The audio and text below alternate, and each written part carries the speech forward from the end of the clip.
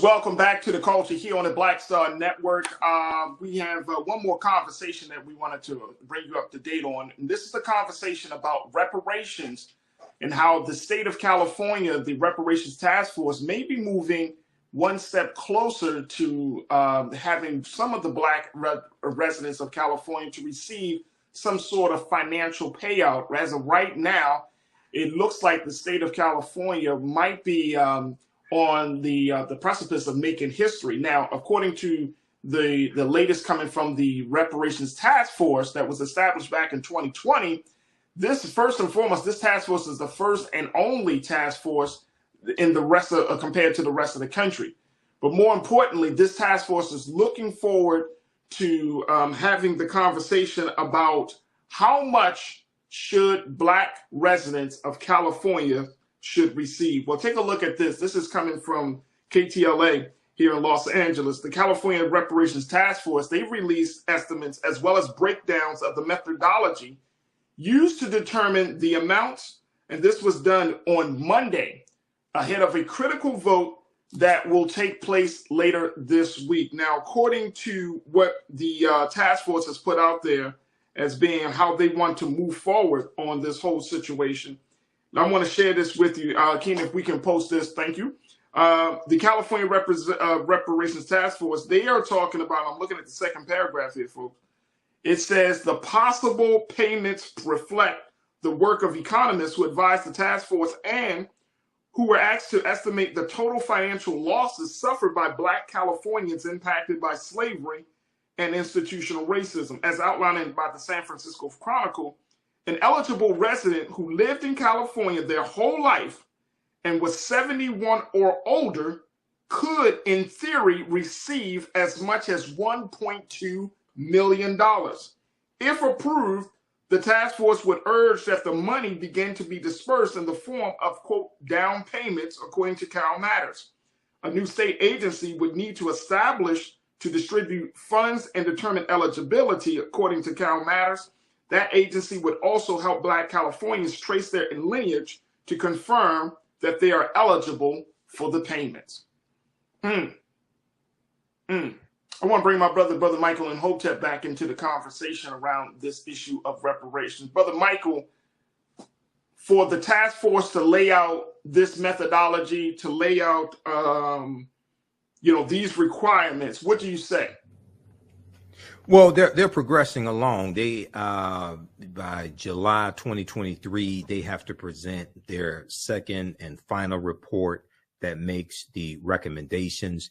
The interim report came out June 1st, 2022. It's 500 pages.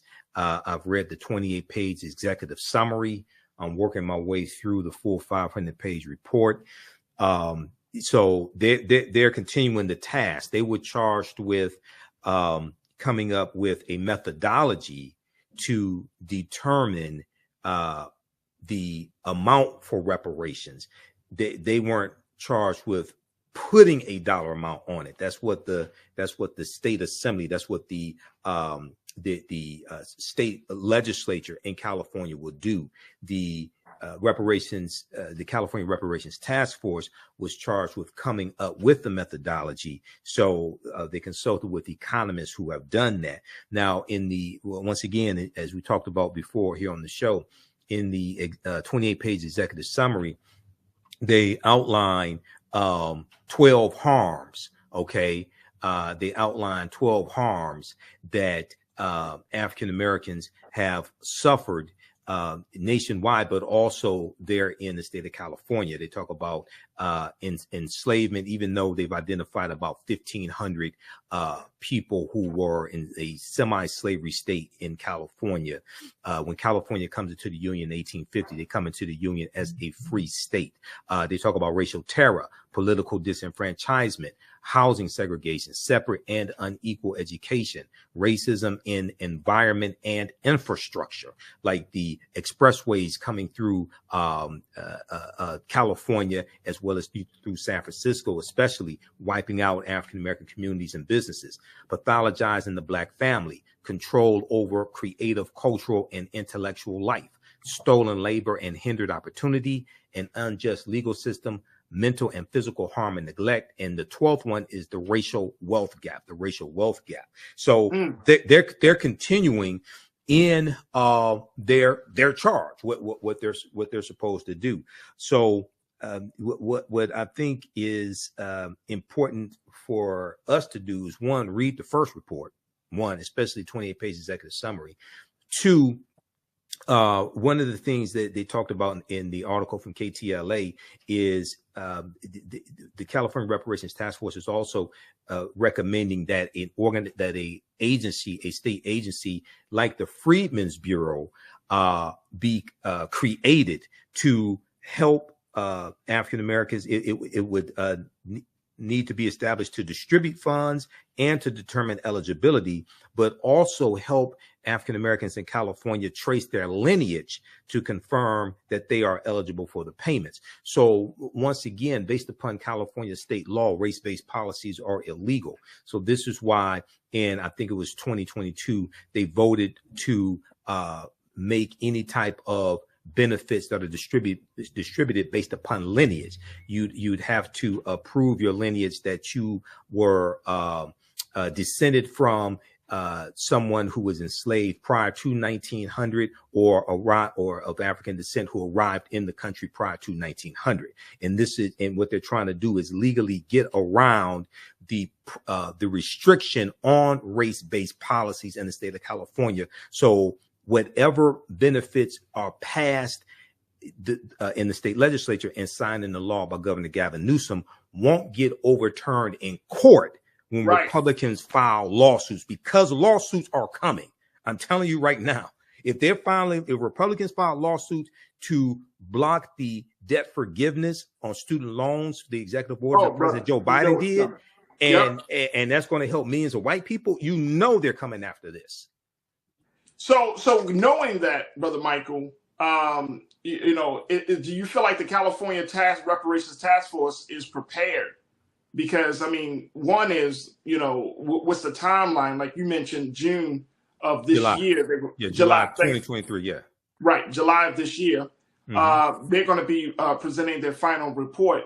Right. So and let's not gloss over the fact that there are still groups out there who have been working within this reparations space who don't even agree with the task force's methodology, the establishment of a California Reparations Task Force, to even go this far into the conversation. So how do we, bring some sort of reconciliation with that situation? You got folks on one side are like, oh man, this is great. And then the other folks are like, this is not enough.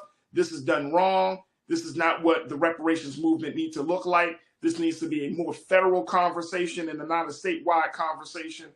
So I know that there's some level of infighting that's happening there. So unfortunately, when a lot of these conversations take place, one, people don't want to deal with reality. Two, people don't want to deal with finances, deal with the budget. The annual budget of the state of California is $300 billion. Okay.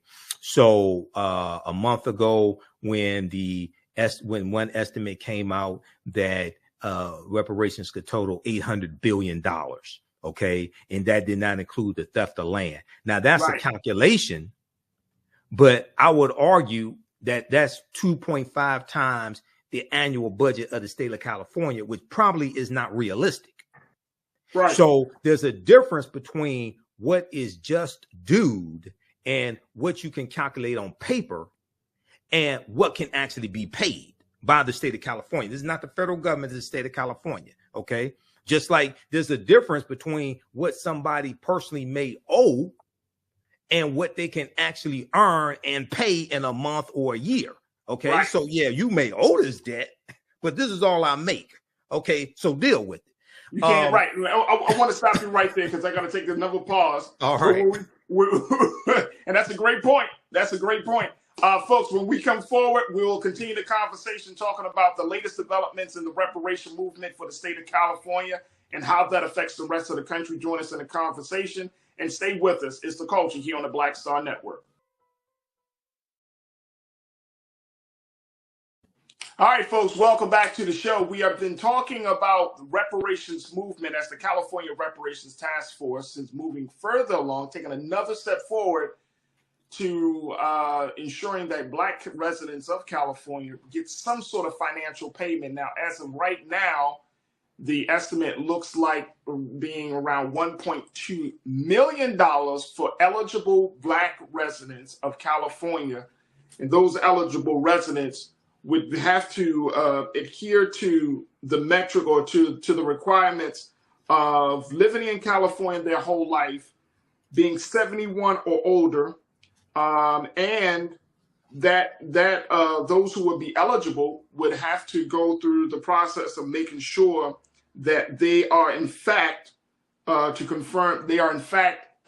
by confirming their lineage for the state of California.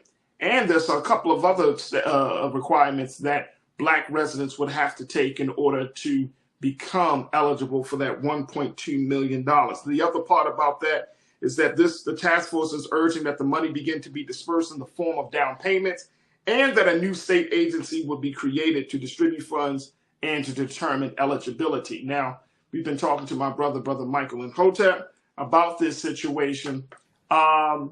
And Brother Michael, you were making the point that if the state of California brings in a certain amount of money, $300 billion for the state of California, we can expect to ask for more than that, 2.5 times more than that, as you say, for reparations. So the 1.2 million, does that sound more reasonable for residents that are older than 71 here in the state of California? Well, number one, I'm not sure how many people are going to qualify for that. We'll have to see how many people qualify for that. Two, are the 1.2 million, is it going to be in installments or is it going to be in a lump sum? I'm not sure. I mean, they said down payments. So it could be in installments. Right. That is only one part of the compensation. That's only one part of the restitution, the cash payments. So a lot of this more will come out when their final report comes out. I know when we looked at San Francisco, for instance, in San Francisco, so like statewide in California, African Americans are like 6% of the population, right around that. Same as San Francisco. Okay, so we'll have to get more details on this. But I wanted to address what you were saying, where you have some groups that say we need to deal with federal legislation as opposed to state. We need to do both. Wherever we are in power, we need to push to repair the damage that government did. This is designed chiefly to repair the damage that the state of California government did, not necessarily the federal government. Okay, we need to deal with the federal government, but the largest effort to deal with the federal government so far has been to get a study done, HR 40. Okay, no disrespect to the Honorable John Conyers from Detroit, where I live, who represented Detroit, and no disrespect to Sheila Jackson Lee of Texas.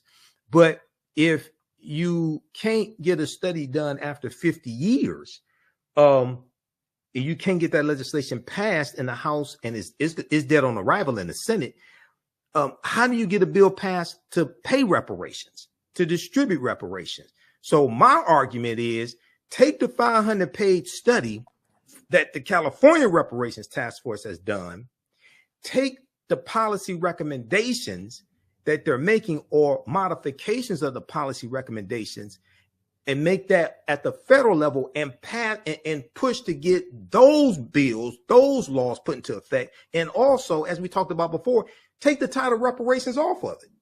The reason why is because African Americans are about 14% of the population. Reparations nationally, okay, outside of the African American community, reparations is not popular. So why would you put a term on what you want that does not poll well with the majority of the people who got to vote for this stuff and the majority of the country? Take the policies off, take the title reparations off, push the policies that you want. And then third, the most important thing, explain how these policies don't just help African Americans, but also help the majority population, which many of them do. Because what's good for African Americans are good for America in general. The majority of the people that got to vote on these policies in the House and the Senate are white. And for some reason, that's something that people still haven't figured out. So understanding a business relationship, what's in it for me, you need to explain to them how voting for these policies also helps them and their constituents. Great points. Great points. Because you need 60 votes in the Senate. Right, right. Okay. There are 51 Democrats in the Senate. Means you need 9 Republicans. No Republicans support reparations. No. Not in the House or in the Senate, not even the black ones. So the way this has to be marketed, it has to be better. Number one. Number two, and people mean well. I understand this. People mean well, sacrifice their lives, things like this. But the way this has to be marketed has to be better. Number one. Number two, our purpose for voting has to be better explained. Stop telling African Americans to vote for exercise. If you want to exercise, you go to the gym and work out. You vote for power. You vote for power acquisition to be able to put people in place to get policies passed that are beneficial to you, your family, and your people. What's good for African Americans is good for America. Politics is the legal distribution that scares wealth, power, and resources, and the writing of laws, statutes, ordinances, amendments, and treaties, their adoption, interpretation, and enforcement. Okay. Once you change what the purpose is, the end result, then you understand that you have to lay out a strategy that puts you on the road to accomplish the end result. But if you're told that you vote for exercise, you vote because of Dr. King and Fannie Lou Hamer, even though we need to study their history. No, you vote for the present and the future with the understanding of the past, and we stand on their shoulders. But you have to vote for, see, politics impacts every aspect of our lives, from the water we drink to the air we breathe to the food we eat. Everything deals with politics. So you have to vote for policies that are beneficial to us, as opposed to symbolism, talking about voting to exercise your right to vote. No. Absolutely. Absolutely. I'm looking at this piece, and I'm going to get to a couple of crew members before we close out today. But USA Today just put this piece out, Brother Michael, saying that the California Task Force is set to vote on plan for reparations this weekend. They are planning to host their next meeting this weekend, and it's supposed to be set this Saturday at Mills College in Oakland, California. Right. Yeah, they've been doing a lot of. Go ahead. Mills College in Oakland, California is where the next meeting for the Reparations Task Force for California will be held at. That will be this Saturday, and they have. They are putting together, as Brother Michael has been talking about, they're putting together their final recommendations to be submitted by June 30th to the California State Legislature. Right. So we're talking about a very short period of time. This is already May, the beginning of May.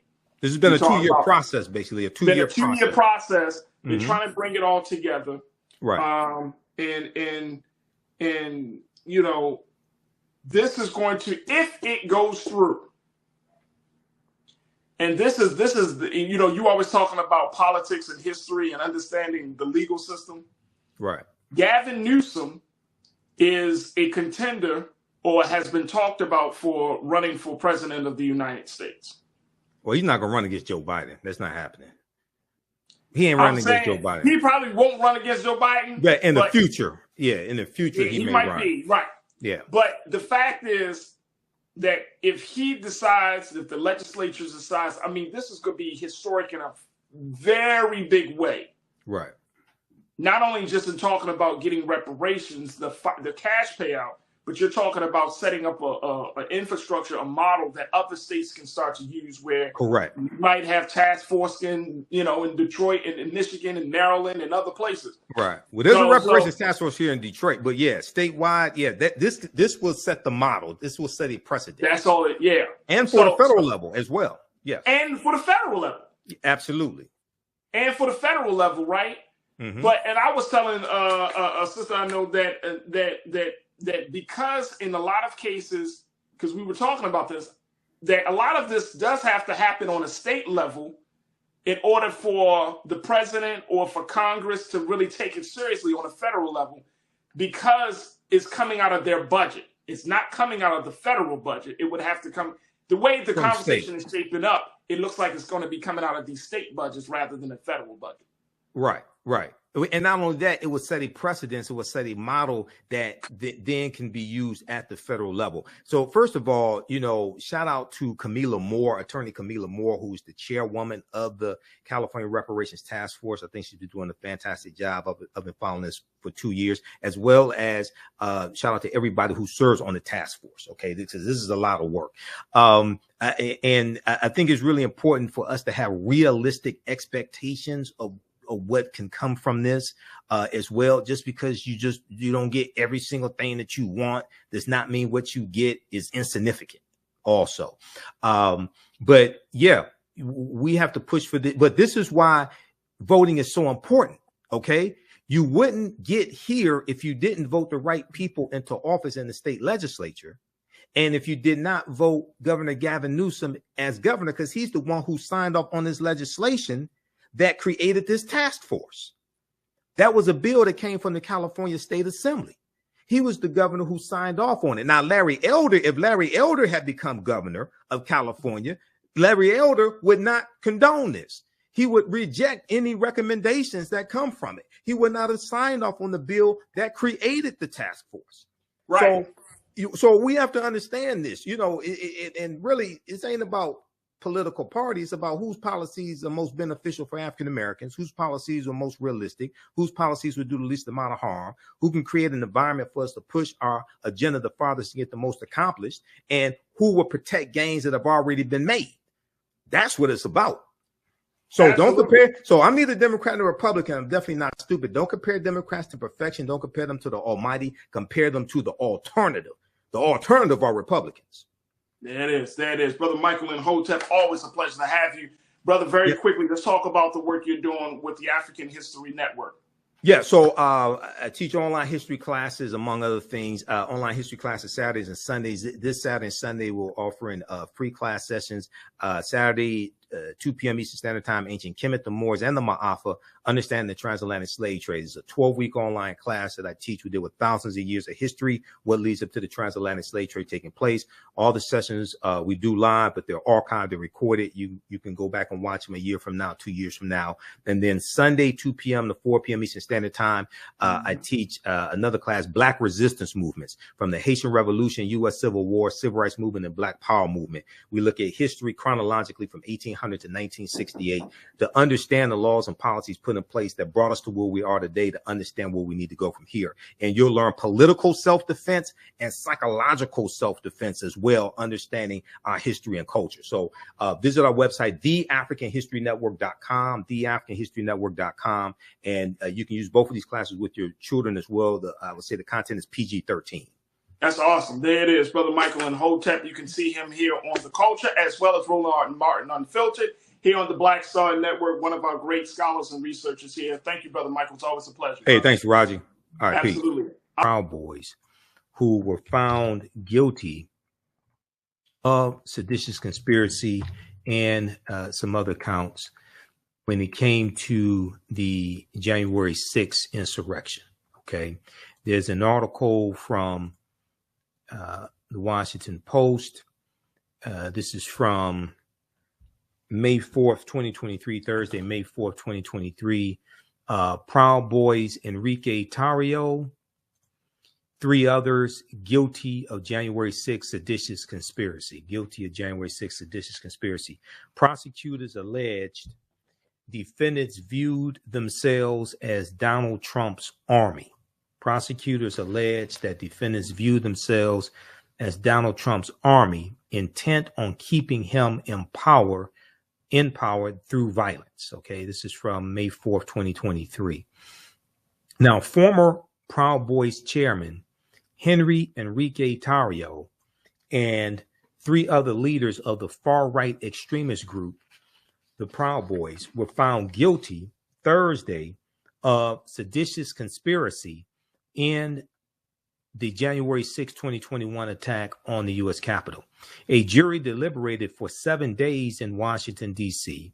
before Henry Enrique Tarrio, 39, and other defendants were found guilty on 31 of 46 counts. Found guilty on 31 of 46 counts. The jury returned not guilty verdicts on 5 counts, including acquitting one member, Dominique Pizzola, of seditious conspiracy, and they were deadlocked on 10 other counts.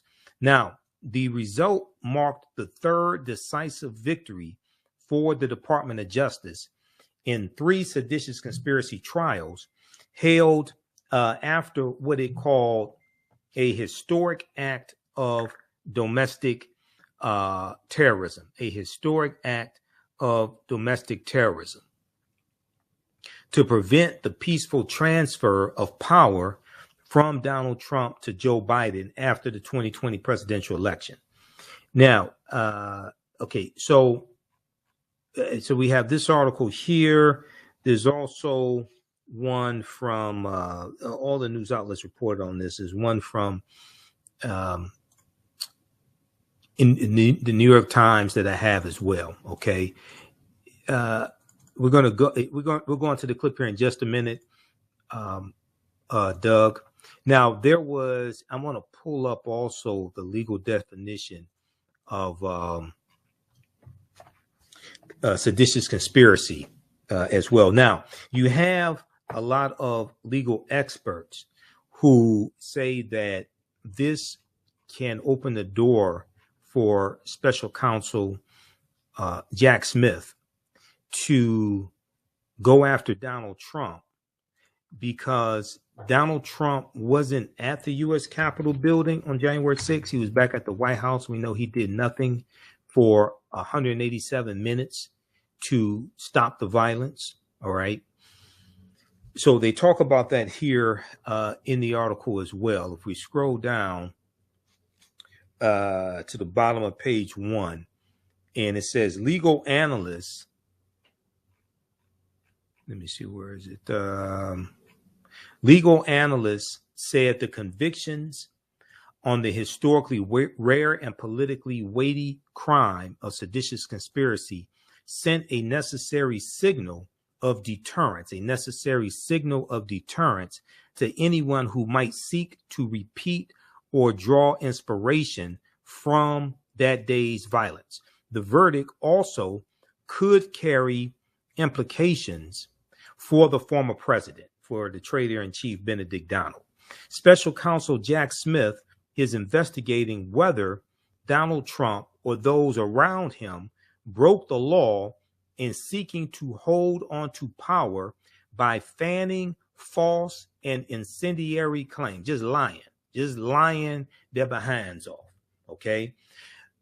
By fanning false and incendiary claims that the election was stolen, pressuring state and federal officials to assist the effort, and sending thousands of supporters, and that's putting it lightly, sending thousands of supporters who heard him speak at the January 6th rally to march to the U.S. Capitol. After the verdict, Attorney General Merrick Garland spoke at the Justice Department and said the jury's decision made it clear. Quote, that the Justice Department will do everything in its power to defend the American people and American democracy, end quote. Attorney General Merrick Garland noted that one of the country's largest criminal investigations ever has secured more than 600 convictions. It's actually the largest investigation the Department of Justice has ever embarked upon. There's been over 1,000 people arrested. There's been over more than 600 convictions. There's been about 516 guilty pleas. So we talked about this on Farajii Muhammad show, The Culture, on Thursday, May 4th. Let's go to clip number 2, please, Doug. Pause it right there, Doug. All right, thanks. Pause it right there. Okay, now let's look quickly here at this article, because we're coming up on the break now. This is the article that I mentioned when we came back from the break. This is the article that I mentioned from CNBC.com. DOJ says at least 1,000 Trump supporters arrested for January 6th Capitol riot. This is from March 6, 2023. That's what I could put my hands on right then. Okay. At least 1,000. So it's been over 1,000 people arrested. And if we go look at this quickly here at this article, at least 1,000 people so far have been arrested on charges related to the January 6, 2021 insurrection. About 518 people have pleaded guilty to federal crimes so far, the DOJ said in an update marking 26 months since the riot. Okay, now it's probably closer to the 600 that Attorney General Merrick Garland said. This is from March. This is from March 6, 2023. Okay, so I cited this just to give a reference point. Around 1/3 of capital defendants have been charged with assaulting, resisting, or impeding police during the attack. The DOJ said about 420 defendants have already been adjudicated and sentenced for their criminal activity. Another 53 were found guilty at trials, the DOJ said. Now, this is as of March 6, 2023. Okay, when we come back from the break, we'll deal with how spanking African-American children is a holdover from slavery. Listen to the African History Network show. I'm Michael Imhotep. We'll be back in a few minutes. If you like this type of information that we provide at the African History Network, you can support us, $, the AHN show through Cash App, $, the AHN show through Cash App, also through PayPal, paypal.me/the AHN show. Visit our website, theafricanhistorynetwork.com, theafricanhistorynetwork.com. This helps us keep doing the research, stay on the air, keep broadcasting, finance the Sunday night show, the African History Network show that I broadcast on 9:10 a.m. Superstation WFDF. I've been broadcasting the African History Network show for 13 years, 7 years on 9:10 a.m. WFDF. So we're on Sundays, 9 p.m. to 11 p.m. Eastern Standard Time. Here's our PayPal, Cash App information right here on the homepage of our website. So if you want to support us, $10, $15, $25, $50, $100, whatever it is, it definitely helps. You can click right here for the Cash App link as well as the PayPal link. This is our official Cash App account, $, the AHN show. And when you go to it, it'll say Michael and show my picture there. These other ones are fake African History Network Cash App accounts. There are 5 that I have identified that have been stealing money from us, fake African History Network Cash App accounts. Our Cash App tag is $, the AHN show, SHOW. If you type it in, make sure you type in the full tag, because these other fake ones will show up before you type in, the HOW. Okay, so that's why I put it right here and put our actual link here. I've contacted Cash App. They've opened an investigation. They're slow as Heinz ketchup. And it was last year that I opened up this investigation. I'm still trying to follow up on them.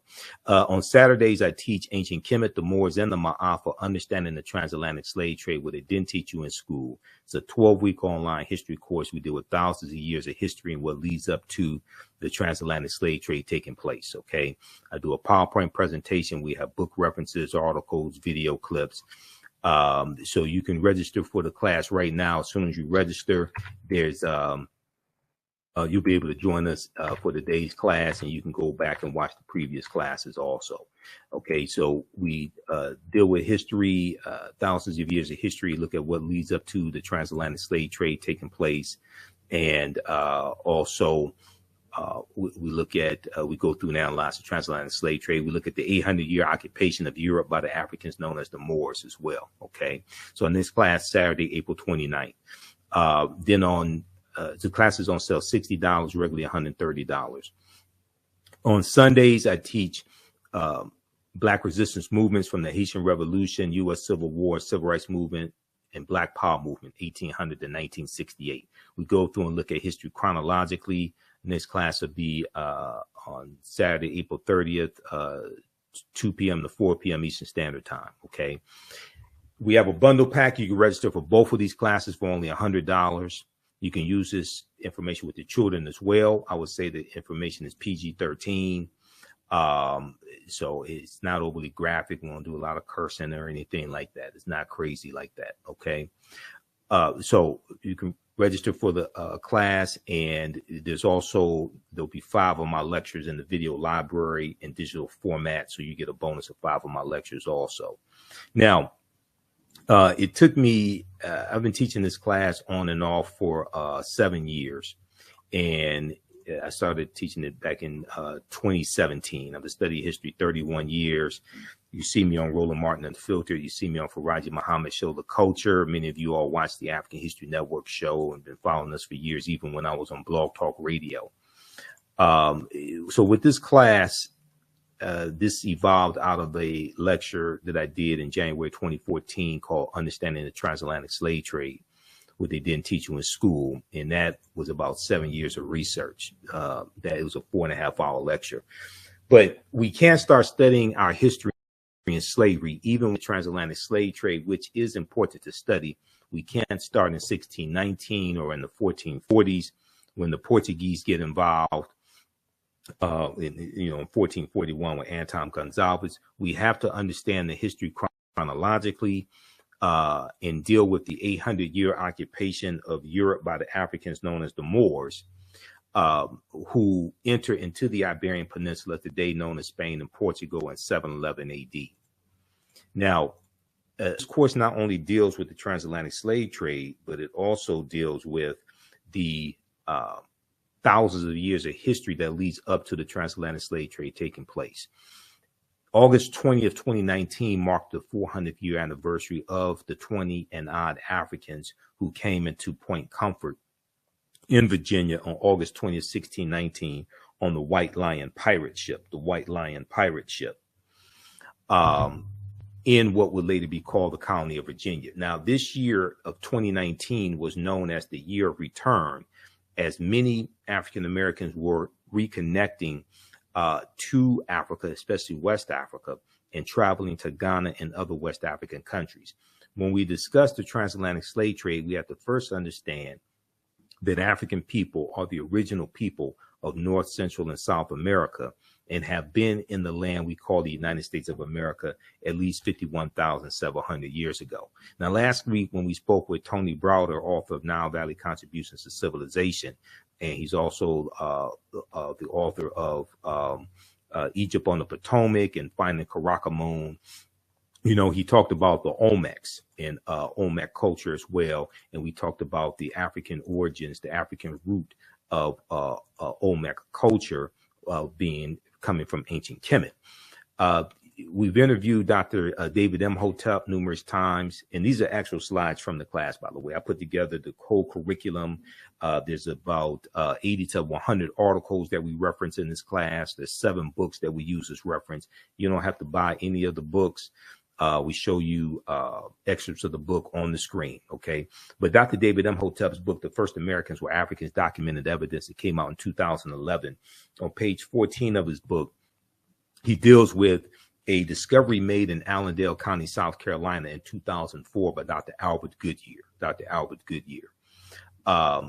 Evidence of a African presence 51,700 years ago in Allendale County, South Carolina. Okay. And people are asking for my email address. You can email me right through the website. Go to theafricanhistorynetwork.com, and you can email me right through the website.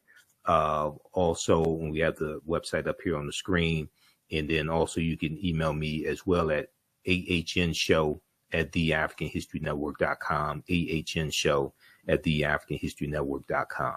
Okay. All right. Now,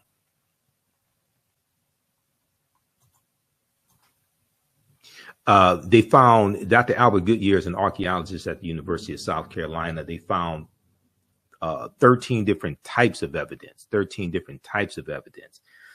to thoroughly document an African presence in the land that we call the United States of America, going back at least 51,700 years ago.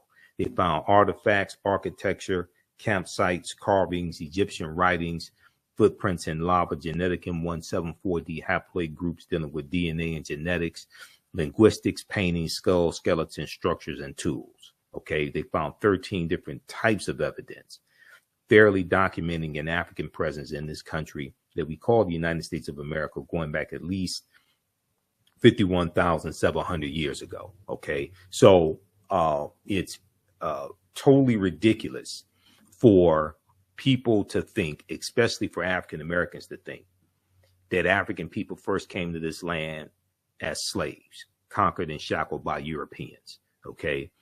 That's a total misunderstanding of history. Now, this is a picture of Dr. Albert Goodyear. He's a white archaeologist. This is an article from ScienceDaily.com, that came out in November 18th, 2004. The article is about 19 years old. It's still at ScienceDaily.com. You can go back and read it. It's called New Evidence Puts Man in North America 50,000 Years Ago. New evidence puts man in North America 50,000 years ago. Here's a summary of what the article says. Now, this is not my summary. This is the summary coming from ScienceDaily.com. Radiocarbon tests of carbonized plant remains, where artifacts were unearthed last May along the Savannah River in Allendale County by University of South Carolina archaeologist Dr. Albert Goodyear, indicate that the sediments containing these artifacts are at least 50,000 years old. Indicate that the sediments containing these artifacts are at least 50,000 years old, meaning that humans inhabited North America long before the last ice age. Okay, so we have to ask the question: well, who were these humans? Okay, who was on Earth 50,000 years ago, 51,000 years ago? Okay, these were the Khoisan. The Khoisan have the oldest DNA on the planet. They're the ancestors to the Ainu and the Twa. They go all around the world. And they were also here in the land we call the United States of America. Now, in October 2012, genetic study published in Science magazine found that the Khoisan in Southern Africa, are the oldest ethnic group of modern humans, with their ancestral line originating about 100,000 years ago. The Khoisan, formerly called by the derogatory term Bushmen, are genetically unique, and no other currently known population had separated so early from our common modern human ancestor, according to the report. Now, here are a couple of Khoisan women. The Khoisan are the short-statured Africans, okay? The Khoisan live mainly in southern Africa in territories spanning Botswana, Namibia, Angola, Zambia, Zimbabwe, and South Africa. They are largely divided into two groups: hunters and gatherers, known as the Sans people, and keepers of the livestock, known as the Khoi Khoi people.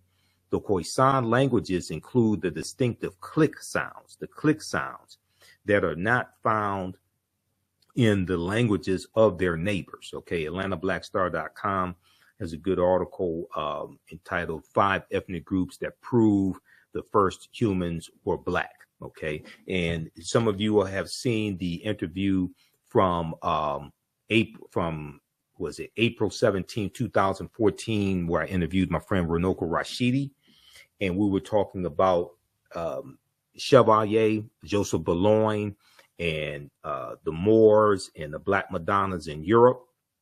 And we're rebroadcasting that interview as well, because the movie Chevalier is out that talks about Joseph Boulogne, who is also known as the Black Mozart. Okay, and he was born in Guadeloupe. He was half French and half African.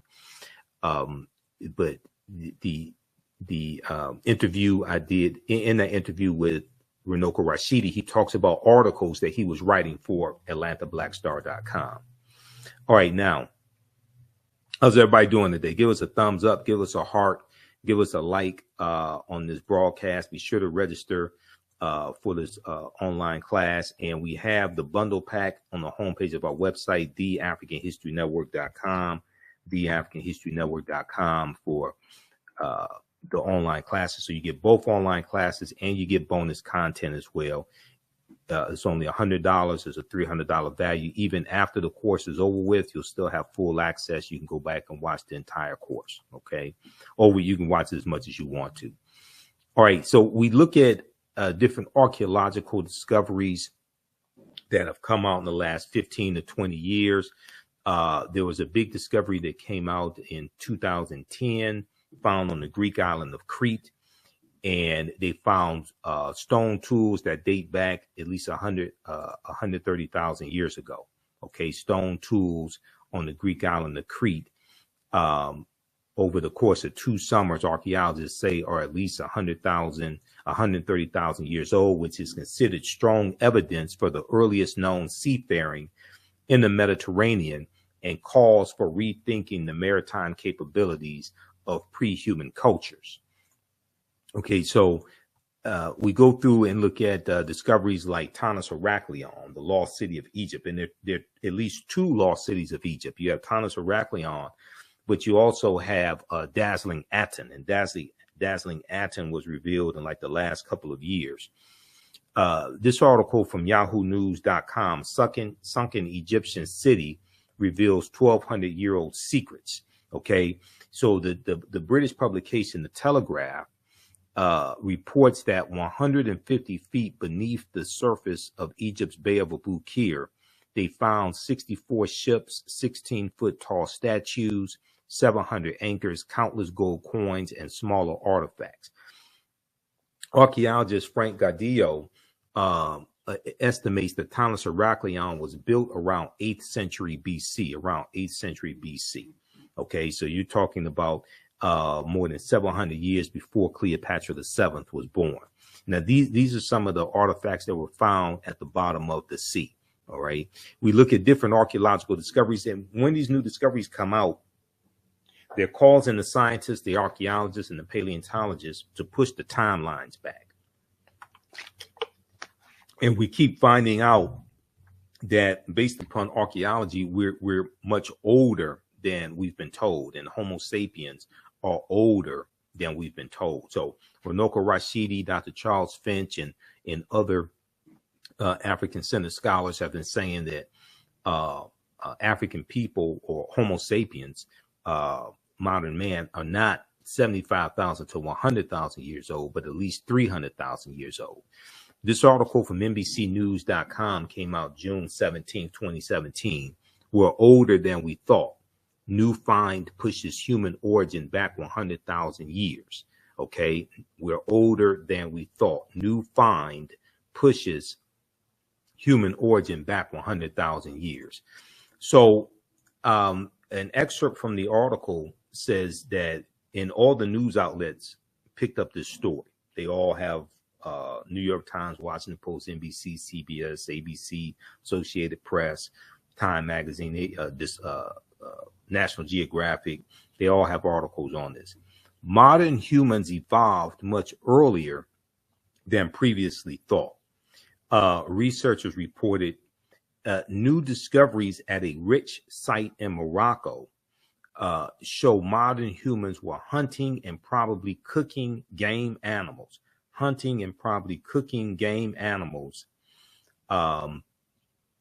300,000 years ago, which is 100,000 years earlier than what scientists have believed up until now. 100,000 years earlier than what scientists have believed up until now. Now, new discoveries and new dating methods show that, in fact, many of the bones belong to modern Homo sapiens, and they lived as far back as 300,000 or 350,000 years ago. The earliest previous Homo sapiens bones date back 195,000 years ago, and they're from clear across the continent in modern-day Ethiopia. All right, so taken together, the findings show modern humans were dispersed across Africa long before anyone ever thought. And not only were we migrating from the Nile Valley region of Africa into Central Africa and West Africa much earlier than people thought, but we were migrating out of Africa and around the world much earlier than many people thought as well. Okay, so we go through and look at a number of archaeological discoveries. We look at the ancient African presence in Asia and in Europe, the African presence in Europe and things of this nature. African people were the first Asians. The earliest modern human Homo sapiens population of Asia were also of African birth. We're speaking of the diminutive Africoids, the short-statured Africans, the extremely important and much romanticized family of Black people phenotypically characterized by unusually short statures, skin complexions that range from yellowish to dark brown, tightly curled hair, and in frequent cases, like many other Blacks or Africans, stetophagia, which means deposits of fat around the buttocks, or what we would look at as large buttocks, like Sarah Bartman or Sartajay Bartman, okay, who was Khoikhoi, okay, and we know in the 1800s she was put on display in Europe, okay, and then she's going to become a prostitute. She lived a horrible life. But this is Europeans fascinated with the bodies of African people and African people's sexuality and dehumanizing us at the same time. So they are probably more, these short-statured Africans, these diminutive Africoids, are probably more familiar to us by such pejorative or negative terms as pygmies, negritos, and negrilos. Similar peoples who live today in Southern Africa have been titled Bushmen.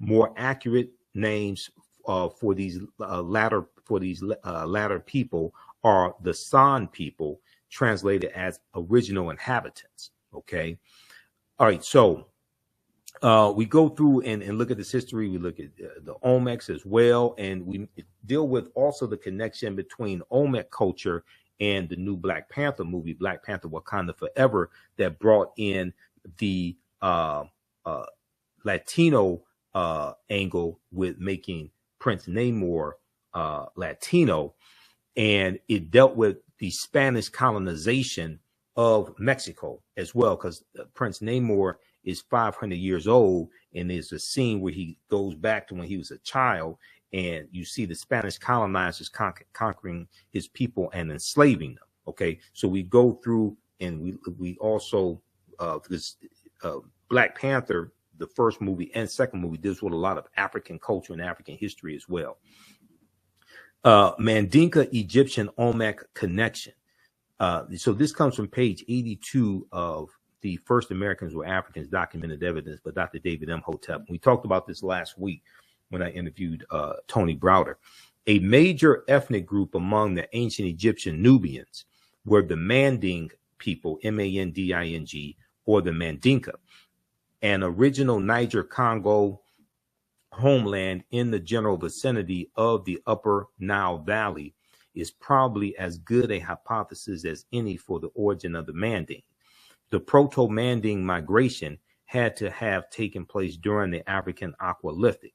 Okay, now he goes on to say, when the Manding reached Central America and began mixing with the local population, they were labeled Olmecs. When these Africans reached Central America and began mixing with the local population, they were labeled Olmecs. The Olmecs were supposedly a mixture of the Manding or the Mandinka and American Indians or Amerins, Amerinds. Do not forget that the Manding or Mandinka make up the base of the Olmecs. So the Egyptians, the ancient Kemetic people, the Kemiyu, the Egyptians, the Manding, and the base of the Olmecs are related to each other. This is from page 82 of the First Americans Were Africans, Documented Evidence by Dr. David Imhotep. So we go through, look at history.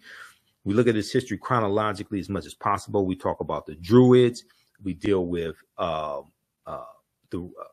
Greeks and Romans conquering ancient Kemet, and the Druids are dealing with a watered down version of the teachings coming out of ancient Kemet, coming out of ancient Egypt. Okay. And we're going to see the Druids go into Ireland and take this information into Ireland as well. And this is who a British slave named Patrick is fighting against and killing when Pope Celestine I sends Patrick into Ireland in 432 Common Era AD to convert the Irish population to Christianity. And standing in the way of that are the Druids, who are dealing with the gnosis or the true knowledge, and they're dealing with a watered down version of teachings coming out of ancient Kemet, coming out of ancient Egypt. And he is killing the Druids, and the Druids wear a helmet similar to the helmets worn by, or the headdress of Nasubitis or pharaohs in ancient Kemet, and they have an asp on them, or a cobra, a snake. Okay, so they were referred to as the snake people. And when we hear the mythology of Patrick driving the snakes out of Ireland, first of all, Ireland is a cold climate, and it's an island, and there's no evidence, there's no archaeological evidence, there's no evidence whatsoever of snakes being in Ireland. So when we talk about Patrick driving the snakes out of Ireland, they were talking about the snake people who were called Druids. That's who this is, a metaphor. It's talking about symbolically. There were no snakes in Ireland. They're talking about him driving the Druids out, who were dealing with a watered down version of the teachings coming out of ancient Kemet, ancient Egypt, and then forcing Christianity upon the people. So we deal with the 800-year occupation of Europe by the Africans known as the Moors, who are taking the teachings from the Nile Valley region of Africa into Europe, and this brings Europe out of the Dark Ages. They're taking the science and the mathematics and the art and the chemistry, the periodic tables, the medicine, the surgical instruments, all this knowledge they're taking into Europe, and they're Africanizing Europe to varying degrees. And they're also intermixing into the European population, intermixing into the European bloodline as well. We know they lose their last control of the last stronghold of Granada, January 2nd, 1492, in the Spanish Granada Wars. And Christopher Columbus is going to set sail August 3rd, 1492. Okay, we look at things like the Tekken, which is a symbol of ancient, a symbol of resurrection, coming from the story of Asar, Aset, and Heru, who the Greeks called Osiris, Isis, and Horus, okay, known as the first Holy Trinity. Now, some of this information may go outside of the circumference of your own awareness. Just because you disagree with it or don't like it does not mean it's not true. It just means you have to do some research to understand what I'm talking about. Now, there were approximately 1,200 Tekkenu built in ancient Kemet, but only about a dozen are found in Egypt today. Many of the Tekkenu removed from Egypt are now in Istanbul, Turkey, London, France, England, London, England, Paris, France, Berlin, Germany, New York, Rome, Italy, Vatican City, and elsewhere throughout the world. The Tekkenu for plural, the Tekkenu are now called obelisks by their new owners, and few know their origin or that they symbolize the resurrection of the African king Asar. So if you read Egypt on the Potomac by Tony Browder, page 17, and this is one of the books we use in the class also, Browder deals with this type of information. Now, once again, you don't have to buy any of these books to follow along in class, but we use the books for reference to document what we're talking about. And I show you excerpts of the book on the screen usually. All right, now, when we look at Freemasonry, the word Mason is derived from the Latin words mass and sun. Mason means child of light and expresses the desire to pursue light, which is a metaphor for the sun, which symbolizes knowledge. The term child of light, or sons and daughters of light, which was first used to identify students who had completed 42 years of study in the temples of ancient Kemet. Many Masonic temples were modeled after the temples of ancient Kemet, places where light or knowledge was imparted in a series of steps or degrees.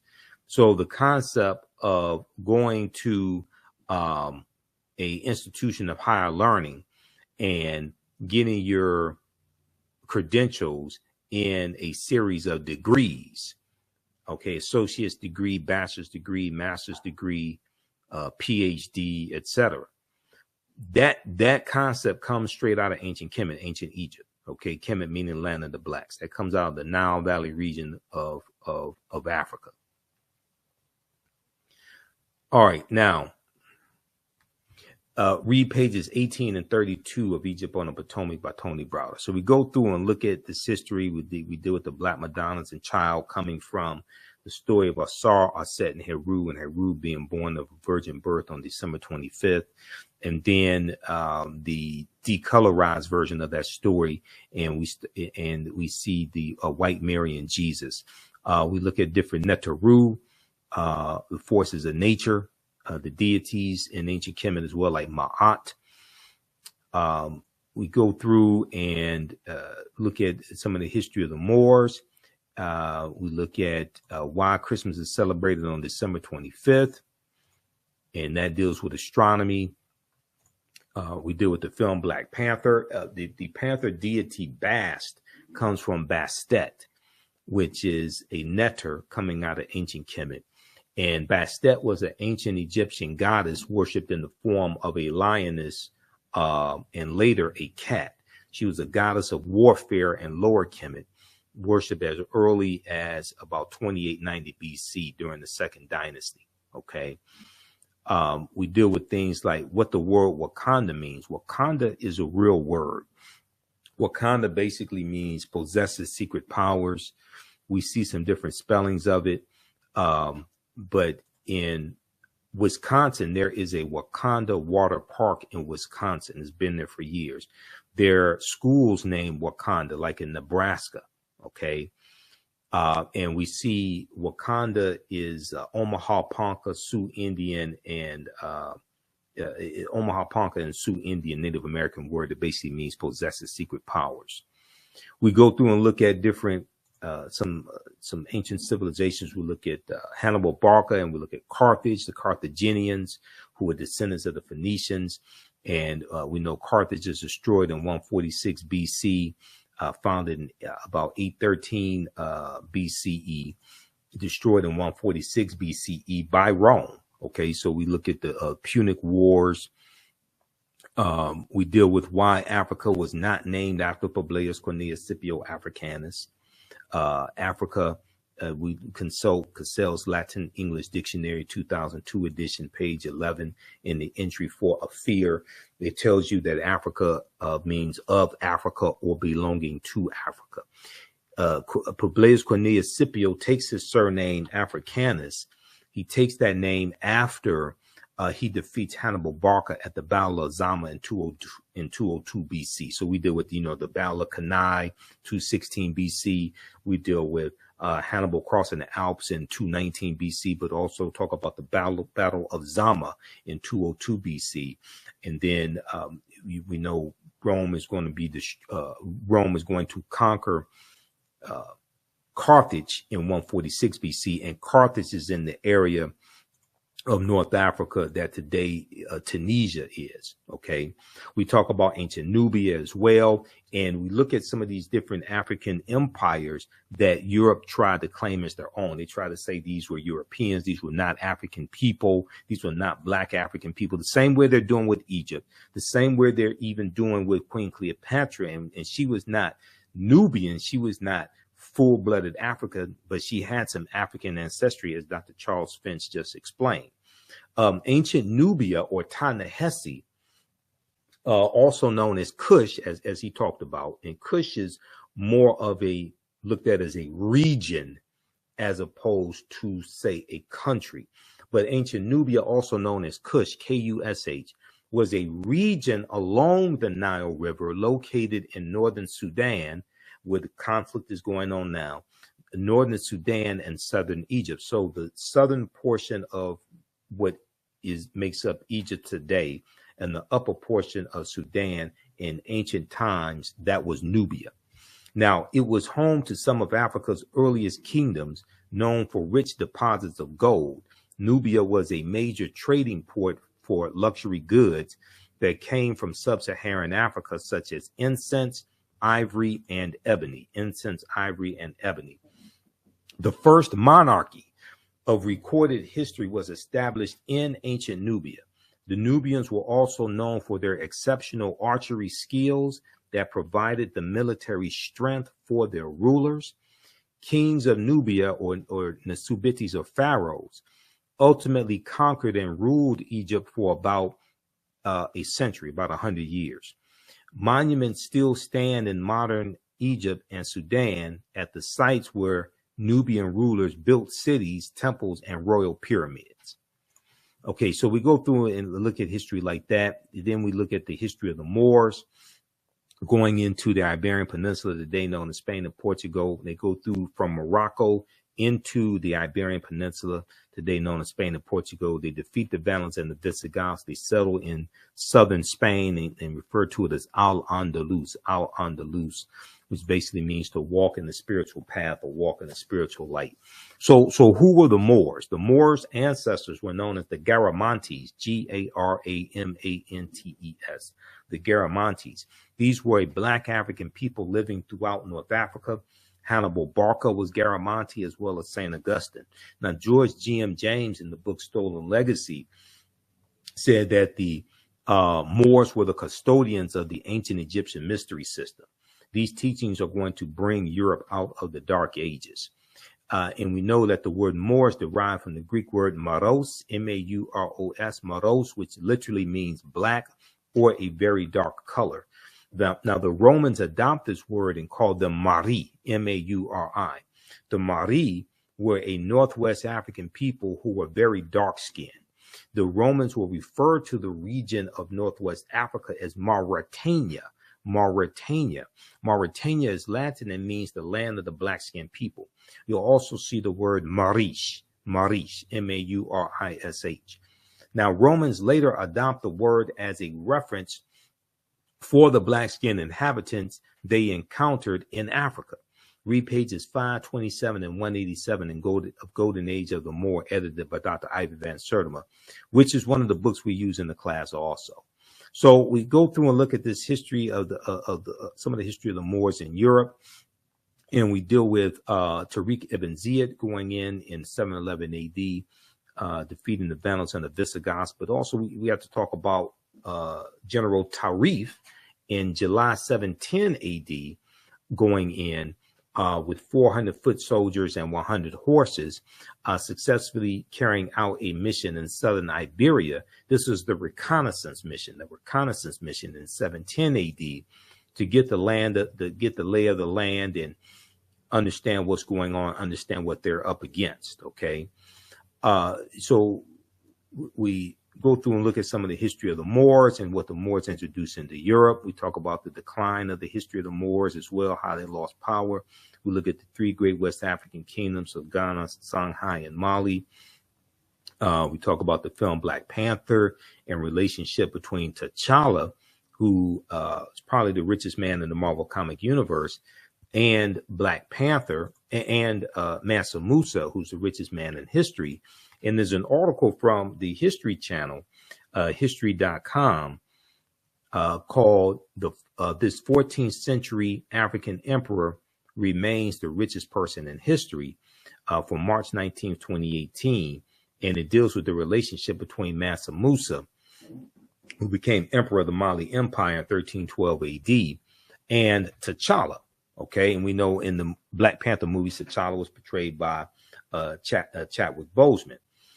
Now, West Africa is thriving in 14th century Common Era AD at a time when Europe is ravaged by a lack of resources and raging civil wars. Mansa Musa's rule came at a time when European nations were struggling due to raging civil wars and a lack of resources. During that period, the Mali Empire flourished thanks to ample natural resources like gold and salt. All right. Now, we also have to talk about Christopher Columbus. Columbus is crucial to the spread of slavery and laying the foundation for racism, capitalism, and the exploitation of indigenous people.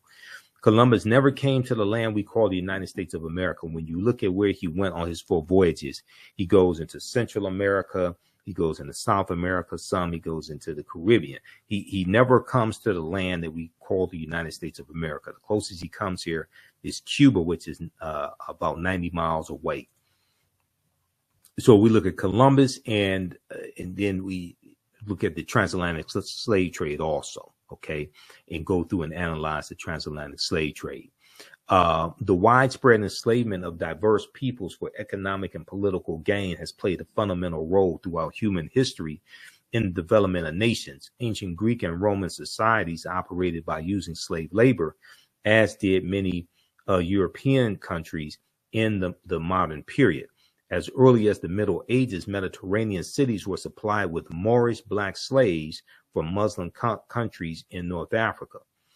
Okay, now, African slaves were brought to the New World shortly after discovery or uncovery by the colonizer Christopher Columbus.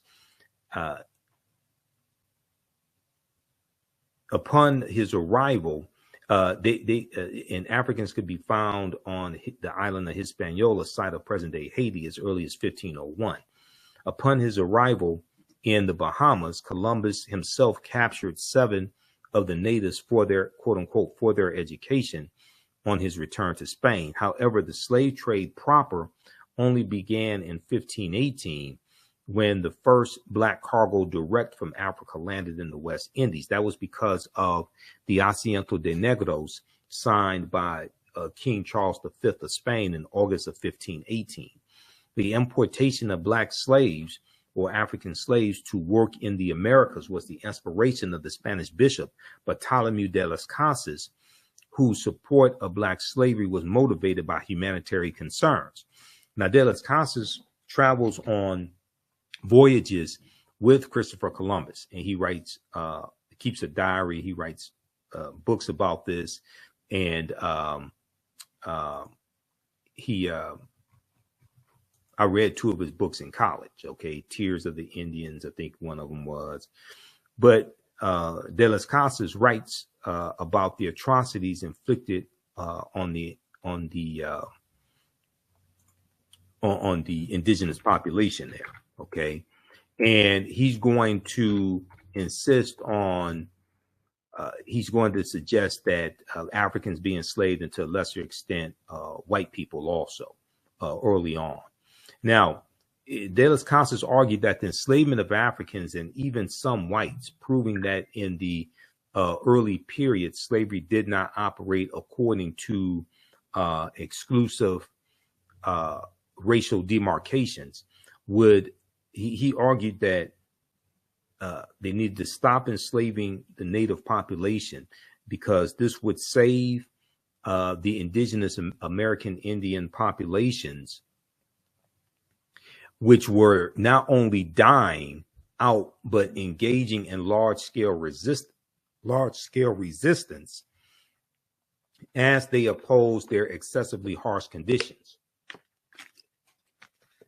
As a result, King Charles V of Spain agreed to what's known as the Asiento de Negros. The Asiento de Negros, or the Asiento for short, or what's known as a slave trading license. This was in August of 1518.